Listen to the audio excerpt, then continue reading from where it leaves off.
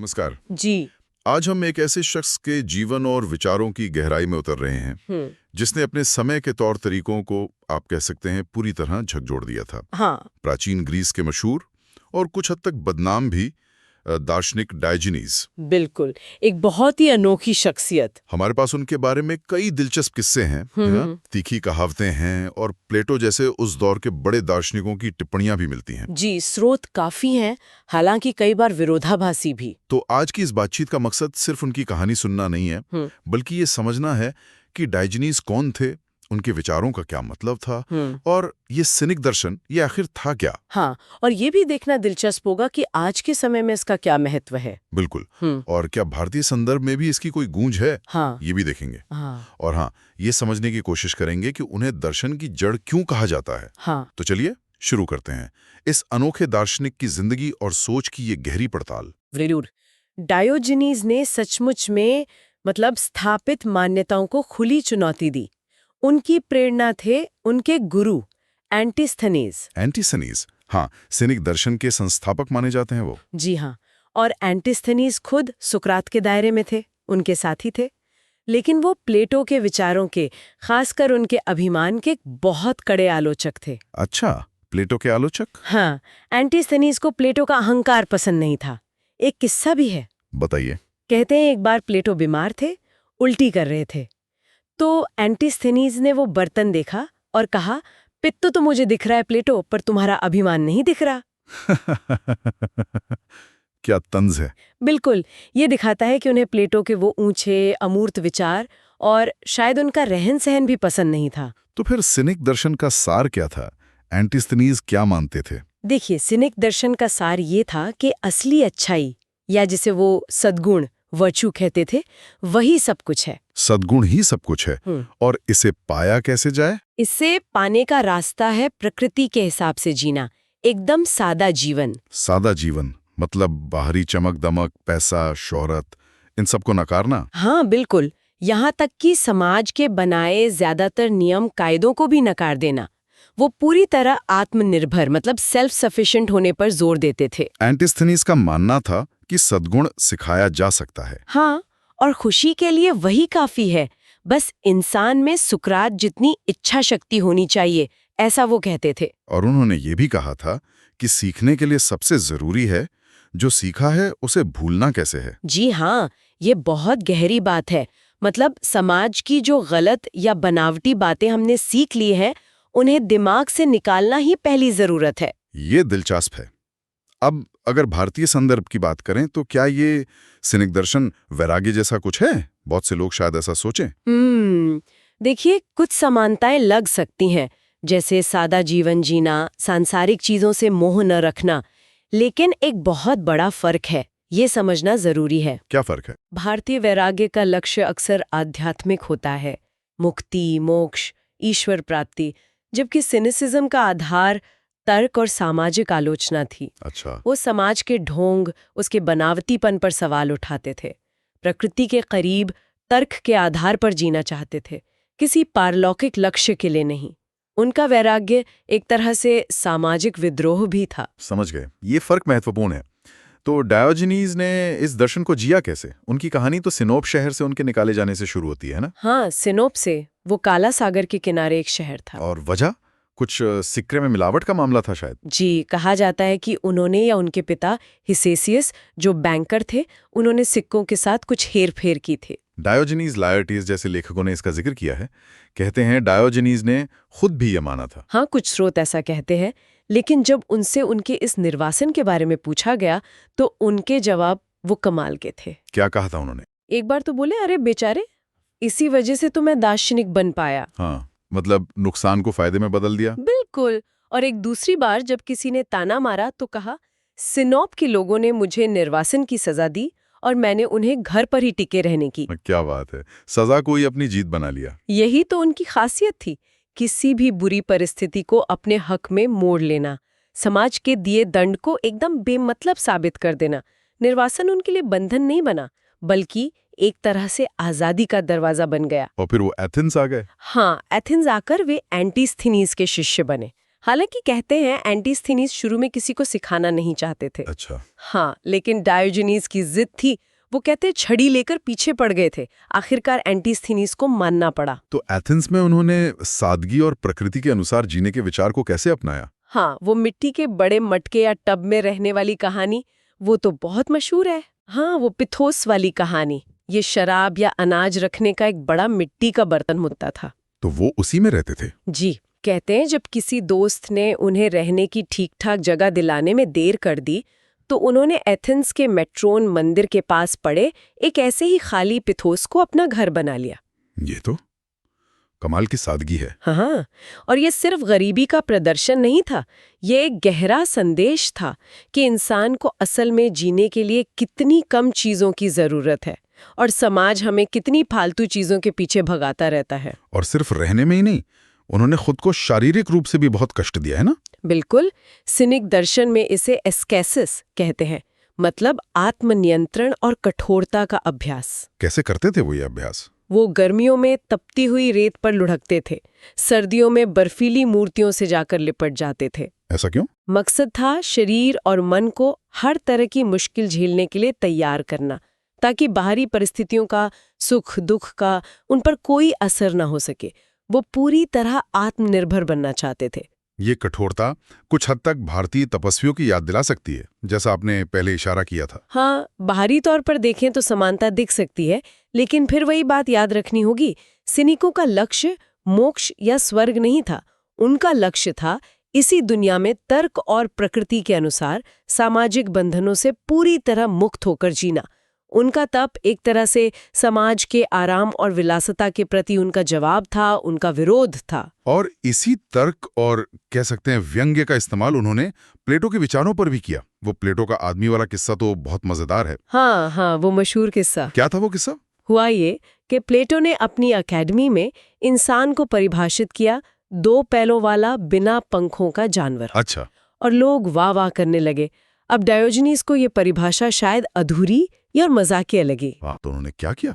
वो चुपचाप गए, एक मुर्गे को पकड़ा, उसके सारे पंख नोच डाले। क्या? हाँ। पंख नोच डाले? हाँ। और फिर उस बेचारे पंख नोचे मुर्गे को लेकर प्लेटो की एकेडमी में पहुंच गए और उसे भीड़ के बीच फेंक कर बोले, ये लो, प्लेटो का आदमी आ गया।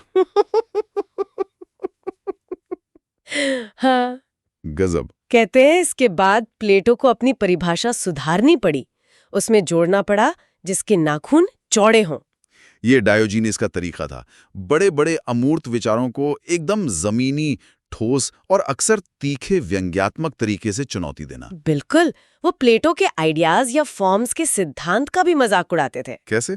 जब प्लेटो टेबलनेस या कपनेस जैसे आदर्श रूपों की बात कर रहे थे, मतलब कि हर टेबल या कप के पीछे एक आदर्श टेबल का विचार या कप का विचार होता है। हाँ, प्लेटो का थ्योरी ऑफ फॉर्म्स। जी, तो डायोजीनिस ने कहा, प्लेटो, टेबल और कप तो मुझे साफ साफ दिख रहे हैं, पर तुम्हारी ये टेबलनेस और कपनेस ये मुझे कहीं नजर नहीं आ रही।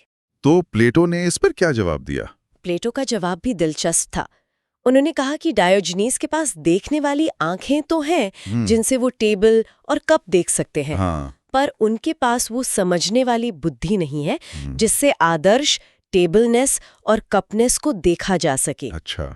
तो यहाँ हमें दोनों के दर्शन का बुनियादी फर्क दिखता है। बिल्कुल। एक आदर्शवादी अमूर्त दुनिया पर जोर दे रहा है, दूसरा ठोस व्यवहारिक यथार्थ पर। और प्लेटो ने डायोजनीस को एक पागल सुकरात भी कहा था। इसका क्या मतलब निकालें? ये बहुत बहुत महत्वपूर्ण टिप्पणी है। इससे पता चलता है कि प्लेटो डायोजनीस की मौलिकता को, उनकी बुद्धि को और शायद सुकरात की तरह नैतिक सवालों पर उनके फोकस को तो पहचानते थे। हाँ, सुकरात भी तो सवाल उठाते थे। बिल्कुल। लेकिन डायोजनीस जिस तरह से सामाजिक नियमों, शर्म, मर्यादा सबको पूरी तरह तोड़ रहे थे, उसे प्लेटो अतिवादी मानते थे, खतरनाक, अव्यवहारिक। तो उन्हें लगा कि डायोजनीस ने सुकरात की आलोचनात्मक भावना तो ली, हाँ, पर उसे सामाजिक व्यवस्था के लिए एक तरह से विनाशकारी हद तक पहुंचा दिया। वाकई डायोजनीस की हाजिर जवाबी और सामाजिक नियमों को तोड़ने की आदत तो कमाल की थी। उनके कुछ और कथन भी तो बड़े मशहूर हैं। हाँ, कई हैं। जैसे वो किस्सा जब वो किसी अमीर आदमी के आलीशान घर गए थे। हाँ, बताएं। घर बहुत कीमती चीजों से सजा था। अब डायोजनीज को थूकने की इच्छा हुई। मेजबान ने कहा, देखो यहाँ कहीं मत थूकना, सब बहुत कीमती है। तो डायोजनीज ने क्या किया? सीधा मेजबान के मुंह पर ही थूक दिया। क्या बात है। और कहा, माफ करना दोस्त, मुझे इससे ज्यादा घटिया और कोई जगह मिली नहीं थूकने के लिए। हाँ, ये तो शर्म है। और वो बाजार में दिन दहाड़े लालटेन लेके घूमने वाला किस्सा। हाँ, वो भी मशहूर है। जब लोगों ने पूछा कि दिन में लालटेन क्यों, हाँ, तो कहा एक ईमानदार आदमी को ढूंढ रहा हूँ। मतलब एथेंस जैसे शहर में भी दिन के उजाले में भी ईमानदार आदमी मिलना मुश्किल है। और एक बार उन्होंने जोर से आवाज लगाई, ओ आदमियों। जब कुछ लोग जमा हो गए तो उन्होंने अपनी छड़ी से उन्हें भगाना शुरू कर दिया और कहा, मैंने आदमियों को बुलाया था, तुम जैसे बदमाशों को नहीं। ये उनके समाज पर तीखे कटाक्ष थे। पैसे के लालच को उन्होंने सभी बुराइयों का महानगर, मेट्रोपोलिस ऑफ ऑल इविल्स कहा था। बिल्कुल, धन और दिखावे से उन्हें सख्त नफरत थी। और जब किसी ने पूछा कि कौन से जानवर का चाटना सबसे बुरा होता है, हाँ, क्या जवाब दिया था? कहा, जंगली जानवरों में चुगलखोर का और पालतू जानवरों में चापलूस का। क्या बात है, सीधे और सटीक। और वो भी जब वो एक मूर्ति के सामने भीख मांगते पकड़े गए थे। हाँ, ये भी अजीब लगता है। मूर्ति से भी क्यों? उन्होंने कहा, मैं बस ना सुने जाने की, मतलब इनकार सुनने की आदत डाल रहा हूं। वाह, हर चीज में अभ्यास। ये जो किस्से हैं ना, ये सिर्फ मजाक या उनका सनकीपन नहीं है। ये सिनिक दर्शन के मूल सिद्धांतों का जीता जागता प्रदर्शन है। कौन से सिद्धांत हैं ये? देखिए, कुछ मुख्य बातें हैं। पहला है पारहेसिया। पारहेसिया। हाँ, मतलब बिना डरे, बिना किसी लाग लपेट के सच बोलना, चाहे वो कितना भी कड़वा हो, कितना भी असुविधाजनक। जैसे अमीर आदमी के मुंह पर थूकना, या आगे चल के हम सिकंदर वाली कहानी सुनेंगे। हाँ, सिकंदर को धूप से हटने को कहना। बिल्कुल। दूसरा सिद्धांत है सामाजिक ढोंग का पर्दाफाश, एक्सपोजिंग शैम। धन, पद, दिखावा, सामाजिक रस्में, इन सब की निरर्थकता को उजागर करना। आदमियों को बुलाने वाला किस्सा यही दिखाता है। और तीसरा है एस्केसिस, जिसकी हमने बात की। आत्मनियंत्रण और कठोरता का अभ्यास, शारीरिक और मानसिक कष्ट सहने की आदत डालना। वो मूर्ति से भीख मांगना भी एक तरह का अभ्यास ही था, अपमान और अस्वीकृति को सहने का। और चौथा है एनाइडिया। एनाइडिया, इसका क्या मतलब है? इसका मतलब है बेशर्मी या सामाजिक शर्म की अस्वीकृति। सिनिक मानते थे कि जो काम प्रकृति के अनुसार है, नेचुरल है, उन्हें करने में कोई शर्म नहीं होनी चाहिए, भले ही समाज उन्हें बुरा मानता हो। अच्छा। हाँ, कई किस्से हैं जहां डायोजनीज ने सार्वजनिक रूप से ऐसे काम किए जिन्हें अभद्र माना जाता था, सिर्फ ये दिखाने के लिए कि ये सामाजिक शर्म कितनी बनावटी और अप्राकृतिक है। लेकिन क्या समाज में रहने के लिए कुछ शर्म और लिहाज जरूरी नहीं है? मतलब डायोजनीज कहाँ रेखा खींचते थे, या उनके लिए कोई रेखा थी ही नहीं? ये एक मुश्किल सवाल है। डायोजनीज के लिए शायद रेखा प्रकृति थी। जो प्राकृतिक था वो सही था, चाहे समाज उसे कितना भी गलत कहे। जो अप्राकृतिक या बनावटी था, जैसे जरूरत से ज्यादा धन, झूठी शान, बेकार के जटिल सामाजिक नियम, वो गलत था। तो उनका लक्ष्य समाज को सुधारना नहीं था? शायद सुधारना कम और व्यक्ति को सामाजिक दबावों से मुक्त करना ज्यादा था। वो शायद मानते थे कि सच्ची नैतिकता समाज के नियमों से नहीं आती, बल्कि तर्क और प्रकृति की समझ से आती है। समझ गया। अब आते हैं उस कहानी पर जिसका सबको इंतजार रहता है, सिकंदर महान और डायोजनीज की मुलाकात। हाँ, वो तो क्लासिक कहानी है। क्या हुआ था उस दिन? कहानी यह है कि सिकंदर, जो उस समय दुनिया फतह करने निकला था, उसने डायोजनीज की ख्याति सुनी, तो वो उनसे मिलने गया। डायोजनीज उस वक्त कोरिंथ में थे, धूप में आराम से लेटे हुए थे, अपने मटके के पास शायद। तो सिकंदर अपने पूरे लाव लश्कर के साथ पहुंचा, जाहिर रौब दिखाने के अंदाज में, और बड़े गर्व से बोला, मैं हूं सिकंदर, महान राजा। और डायोजनीज ने बिना उठे बस लेटे लेटे नजर उठा के देखा और कहा, और मैं हूं डायोजनीज, सिनिक मतलब कुत्ता। राजा के सामने ऐसा जवाब? हाँ। फिर सिकंदर ने शायद थोड़ा और नरमी से पूछा, क्या मैं आपके लिए कुछ कर सकता हूँ? मदद की पेशकश? हाँ, दुनिया के बादशाह की तरफ से। और डायोजनीज का जवाब था, हाँ कर सकते हो, जरा एक तरफ हट जाओ, मेरी धूप रोक रहे हो। सोचिए जरा, दुनिया का बादशाह मदद की पेशकश कर रहा है और ये दार्शनिक बस अपनी धूप वापस मांग रहा है। सिकंदर के दरबारी तो हैरान रह गए होंगे, पर सिकंदर का क्या रिएक्शन था? कहते हैं सिकंदर इस बेपरवाही से, इस स्वतंत्रता से बहुत प्रभावित हुआ।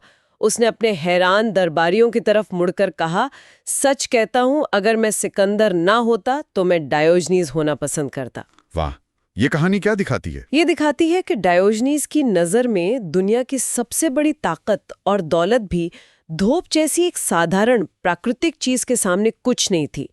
असली स्वतंत्रता, असली अमीरी बाहरी चीजों में नहीं है, वो मन की अवस्था में है, अपनी जरूरतों को कम से कम रखने में है। उन्हें कुत्ता कहा जाता था, सैनिक का मतलब ही कुत्ते जैसा है। जी, उन्होंने इसे कैसे लिया? उन्होंने इसे अपनाया। जब पूछा गया कि तुम्हें कुत्ता क्यों कहते हैं, तो उन्होंने जवाब दिया कि जो मुझे कुछ देते हैं मैं उन पर प्यार से दुम हिलाता हूँ, जो मना कर देते हैं उन पर भौंकता हूँ, और जो दुष्ट हैं उन पर अपने दांत गड़ा देता हूँ। क्या बात है! उन्होंने इस शब्द को भी अपनी पहचान बना लिया। बिल्कुल, उनका ये भी मानना था कि जो लोग गुणी होते हैं वे देवताओं की छवि जैसे होते हैं, और सद्गुण एक ऐसा हथियार है जिसे कोई छीन नहीं सकता। और दुश्मनों के बारे में भी कुछ कहा था उन्होंने? हाँ, कहा था कि हमें अपने दुश्मनों पर ध्यान देना चाहिए, क्योंकि वही सबसे पहले हमारी गलतियां पकड़ते हैं। एक तरह से वो हमारे सुधार में मदद करते हैं। दिलचस्प नजरिया है। अच्छा, डायोजनीस के बाद ये सिनिक परंपरा कैसे आगे बढ़ी? क्या ये उनके साथ ही खत्म हो गई? नहीं, खत्म नहीं हुई।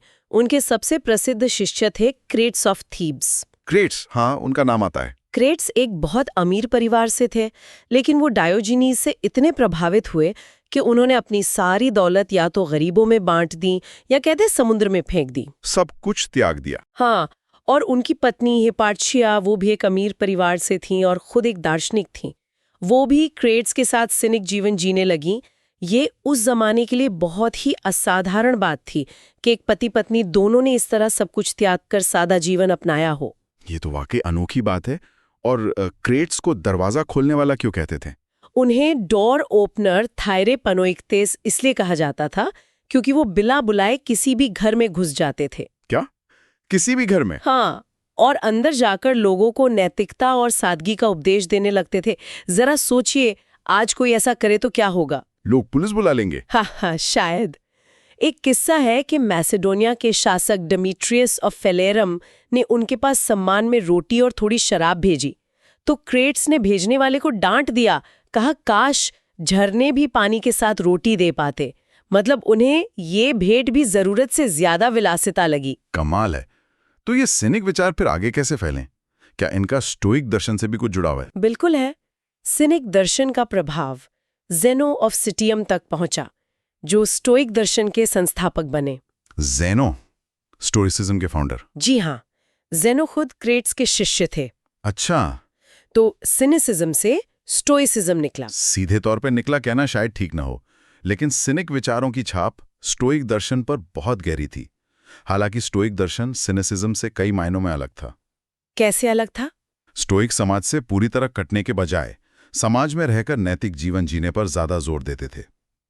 लेकिन सिनिकों के कई मूल विचार उन्होंने अपनाए और उन्हें विकसित किया, जैसे आत्मनियंत्रण, प्रकृति के अनुसार जीवन जीना, बाहरी परिस्थितियों, सुख दुख, अमीरी गरीबी के प्रति उदासीन रहना। ये सब विचार स्टोइक्स ने सिनिकों से ही लिए और उन्हें अपने व्यवस्थित दर्शन का हिस्सा बनाया। तो एक तरह से सिनिसिज्म ने स्टोइसिज्म के लिए जमीन तैयार की। हाँ, कह सकते हैं ज़ेनो ने हेसियोड की एक पंक्ति को भी सुधारा था, ये दिखाने के लिए कि जो अच्छी सलाह मान लेता है वो उस व्यक्ति से भी बेहतर है जो खुद सब कुछ सोच सकता है। शायद वो क्रेट्स से मिली सलाह की ओर इशारा कर रहे थे। और डायोजनीस को दर्शन की जड़ क्यों माना जाता है? क्या उन्होंने कोई किताब लिखी थी? देखिए, जहां तक लिखने की बात है, ज्यादातर विद्वान मानते हैं कि डायोजनीज ने शायद खुद कुछ नहीं लिखा, या अगर लिखा भी तो वो हम तक पहुंचा नहीं है। लेकिन कुछ प्राचीन लेखक उनकी किताबों का जिक्र करते हैं। हाँ, सोचिएन जैसे कुछ लेखक उनके कुछ किताबों का जिक्र करते हैं, सद्गुण पर, अच्छाई पर, प्रेम पर, यहाँ तक कि कुछ त्रासदियों का भी। लेकिन पुख्ता तौर पर कुछ नहीं कह सकते। उनका असली प्रभाव उनके जीवन से, उनके कथनों से पड़ा, जो उनके शिष्यों और बाद के लेखकों के जरिए हम तक पहुंचा। तो फिर दर्शन की जड़ क्यों? इसके कई कारण हो सकते हैं।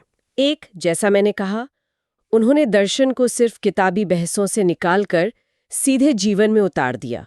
उनका जीवन ही उनका दर्शन था। हाँ, action speaks louder than words, उनके लिए ये सच था। हाँ, ये बात तो है। दूसरा, उन्होंने व्यक्तिगत नैतिकता, आत्मपरीक्षा और सबसे बढ़कर सामाजिक आलोचना को दर्शन के केंद्र में ला दिया।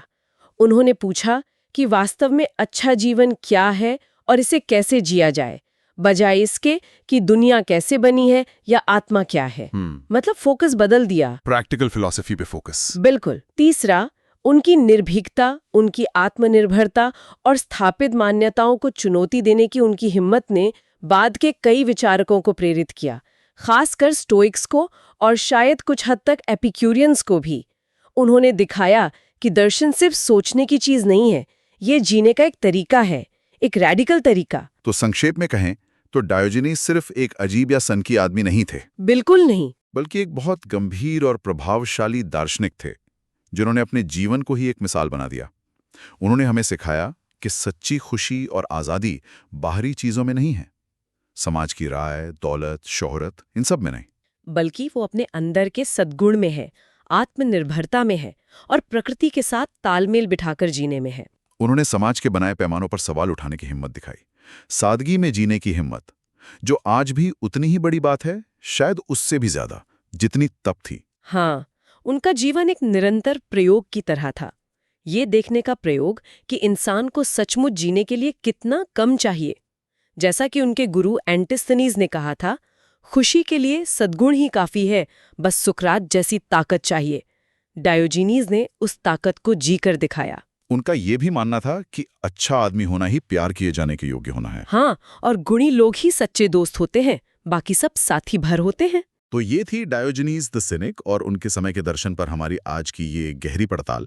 उम्मीद है डायोजेनीज के जीवन के ये अनोखे किस्से, उनके तीखे लेकिन सोचने पर मजबूर करने वाले कथन और सिनिक दर्शन की मुख्य बातें दिलचस्प लगी होंगी। और शायद ये सोचने का मौका भी मिला होगा कि आज के इस दौर में जहां हम सब किसी न किसी सामाजिक दबाव में हैं, उम्मीदों के बोझ तले हैं, दिखावे की एक दौड़ में शामिल है, वहां डायोजेनीज की कौन सी बातें हमारे लिए मायने रखती हैं?